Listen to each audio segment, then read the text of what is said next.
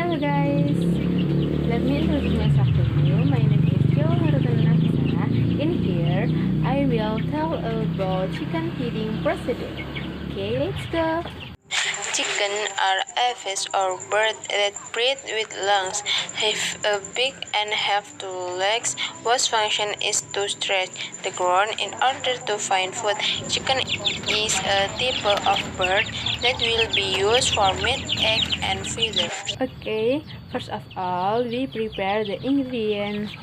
The first, let's prepare the bran, the little rice, and enough butter.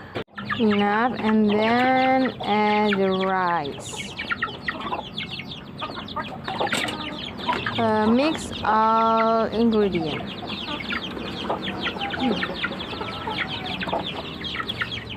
Okay, chicken feed is ready to be given.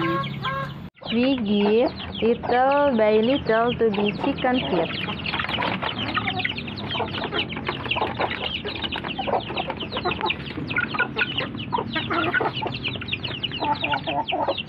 We feed a lot so the chicken is fat.